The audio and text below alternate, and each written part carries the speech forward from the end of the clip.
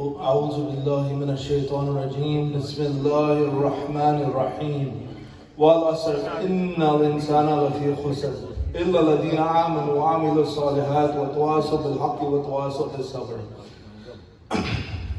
By time, indeed mankind is in loss, except for those who have believed and done righteous deeds and advised each other to truth and advised each other to patience.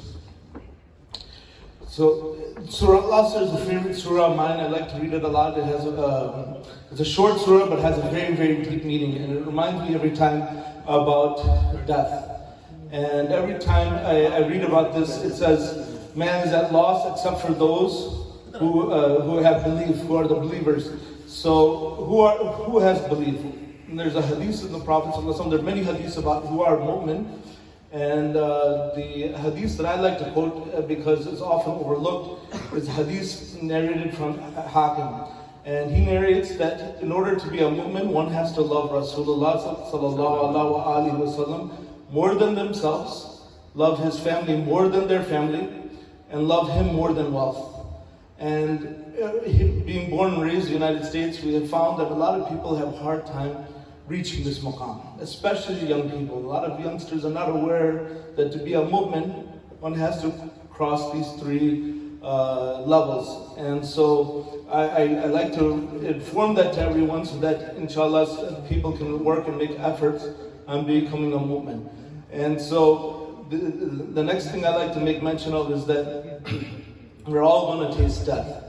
And when we taste death, it comes all of a sudden when we least expect it, and most of us don't prepare properly for it.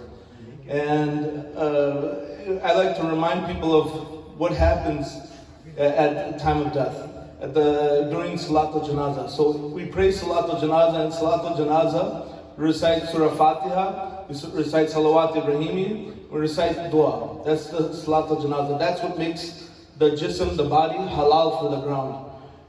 Without praying these three things, the person's body, jism, is haram for the ground. So what makes these three things so important that makes the person halal for the ground? Something to think about. And so I like to focus on Salawat Ibrahimi. We say this sentence probably every day, many times per day, maybe in the course of a lifetime, over 100,000, maybe inshallah over 1,000,000 times. But do we do the fikr of what Salawat Ibrahimi means and what we're saying? Every time we're saying salah, this is part of our salah. And it's often overlooked, especially by young youth born and raised in the United States. So when we say Allahumma salli ala Sayyidina Muhammad, we're saying, oh Allah, send peace on Prophet Muhammad. And then we say, Allahumma salli ala Sayyidina Muhammad wa ala ali Sayyidina Muhammad. And on his descendants, like you sent peace on Prophet Ibrahim, and on his descendants. And then we have to say the sentence all over again. It has to repeat now, but instead of saying peace, we have to send blessings now. So then we say, oh Allah, send blessings on Prophet Muhammad and on his descendants, like we sent blessings on Prophet Ibrahim and on his descendants. Because of the barakat of these two sentences, the salah is accepted. This is such barakati statements that this is the only known act of ibadah that is known acceptance. Everything we do, we don't know if Allah is going to accept it or not. He may take it, He may not.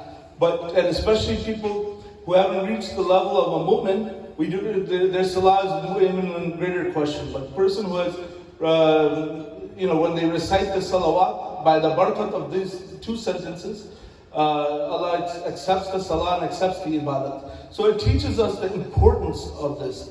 And so the reason I was mentioning Salat al-Janazah, because most people don't ponder, don't think about this sentence until final moment has come, and the last absolute sentence the ears are going to hear before the coffin, the grave shuts on them, and the questioning starts. And so I don't want that at that moment the realization comes, oh, what that sentence means. I want to recognize what that sentence means beforehand, so that when that moment comes, inshallah, I'm not feeling that I did not do my due diligence to to understand why Allah made me say this so many times per day, why it has to be in salah, why in salat al-janaza, why in dua, we have to send the salawat. Allah has a deeper, He's trying to teach us something. And this, there's the ayah of the Quran we repeat many times, Inna Allah wa malaikatahu yusalluna ala nabi, ya ayyuhalladhina amanu sallu alayhi wa sallimu taslima. Allah and His angels send peace on Prophet Muhammad. So if this is such an important act that Allah is doing it, there's something very profound and very deep to think about. And I hope and pray that all of us in this room, we think about this before the final moment comes. Because that is really the task that all of a sudden the person realizes, oh, I should have thought about this beforehand. And in all honesty, in every salah, Fajr, Zohar, Asr, Maghrib, Isha, Tahajjud, all the other salah, the person is saying this, and Allah is wanting the person to think about what you're saying and why you're saying this. And He makes us repeat it twice. And when I was a youngster, I used to always think to myself that it's that important that, it's as long as at-tayyat and we have to recite this. And what is Allah teaching us? And so in at-tayyat we send salam on Rasulullah, and in salawat al-Ibrahimi we're sending peace and blessings on Rasulullah and his family. So this is like when in the army the general salutes, when we say salam we're giving the salutations, and then when we're doing salawat we're doing the pledge, the loyal pledge of allegiance, the loyalty pledge. And so this is the pledge that the Ansar did when they came to Makkah, and from this pledge Allah accepted it, and Rasulullah did hijrah. So this is such an important aspect of our deen that is often overlooked, especially in the United States. And so that was the first reminder that I wanted to focus on, about that wake up before the time of death. Mawla Ali says, die before you die. And this is something to really consider and think. And I was very impressed by this speech here. The words of Sheikh Mahmoudi was great. It was very deep, very profound, and his student was saying very deep things, and so there was a lot to learn and a lot to think about. And this is really why in Salah Allah is making us repeat this, because He wants us to think about what are we trying to achieve, what are we trying to do. And really Jannah is with Rasulullah and his family. Bibi Fatima is queen of Jannah. The hadith narrated from Hazrat Umar, Rasulullah is king of Jannah, Bibi Fatima is queen of Jannah, Imam Hassan, Imam Hussain are the princes of the youth of paradise, and Hazrat Ali is higher than his children. This is narrated by Hazrat Umar. And so this is very profound and very deep to think about, that in every salah we have to send peace and blessings on these individuals. Otherwise our salah is not accepted. And Allah loves these individuals that much that He makes every Muslim stop and say this. And unless they say this, then the salah won't be accepted. And so this is something that every time when you pray, when you come to that spot, take an extra second and think and what you're saying, and do some fikr and daily after, and think about why Allah is making you say this, because there's a very deep, profound meaning in this. And in all honesty, it takes a lifetime to understand. The other reminder I wanted to make is that right now we're in the month of Jawaz Sani, and the month of Rajab is coming. And many people are not aware of the fazilat of month of Rajab. So month of Rajab is known as month of Rajab al-Murajab. And what does that mean? That means the month of atonement. And why is this such an important month? It is the month of Allah. It's from hadith that in this month is month that the awliya are relieved of their difficulties and problems. And many of the awliya all year would be a little bit lax. But when month of Rajab came, month of Shaban, Rajab, Shaban, Ramadan, they went into full gear.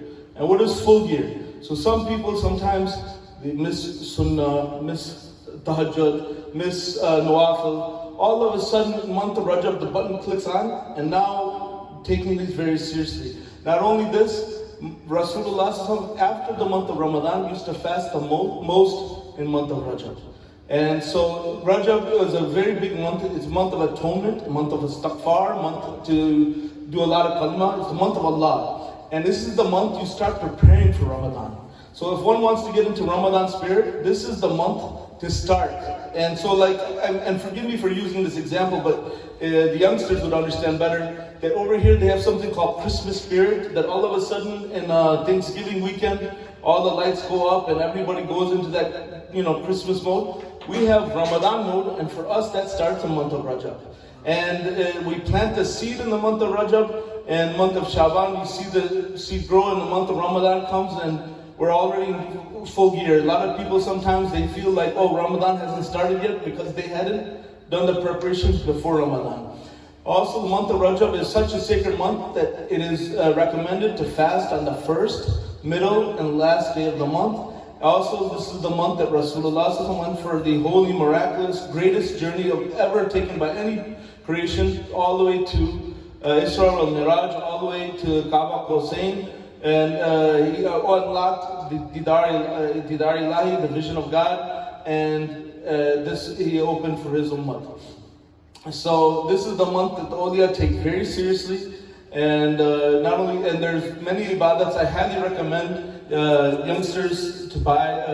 There's a book from Sayyid Sheikh Abdul Qadir Jilani called Al-Bunya At-Talamin. It's in Urdu and in English. And in English, it's a 5-volume set. It's not easy to get. You have to purchase probably on eBay because it keeps selling out. In volume 3, it mentions the fazilat of month of Rajab, month of Shaban, and month of Ramadan. Every year, I like to revise this, and there are 30-some pages on each month about various acts of ibadat, all what the awliya would say, what they would do in these months.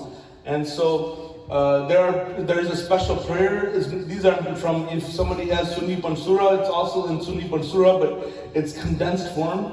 If one wants to find the recommended acts of ibadat, especially for people who are followers of Sayyidina Shaykh Abdul Qadir Jilani from the Qadri Silsila, they should know what Sayyidina Shaykh Abdul Qadir Jilani has said about these special nights, and there are 11 nights not to miss, and to stay up all night doing ibadat. And first of Rajab is one night. The first Thursday of the month of Rajab is called Night of Granting of Wishes, Laylatul Khair. The awliya would focus very much on that night, on the first Thursday of Rajab Sharif, making dua. This is the month that the awliya love very deeply because so many of their burdens and difficulties were removed. So this is something to keep in mind. And then the month of Shaban is the month of Rasulullah, the month of Salawat, and then the month of Ramadan is the month of Ta'ummat, and the month of Quran Sharif. So, it's basically time to put the belt and tighten up and get ready, because in 10 days the month of Rajab is coming, and it's a lot of the awliya would go into khalwa. They would focus on their ibadat and make sure that they're getting serious in these few months, inshallah. Thank you very much, Hussain Shaheed.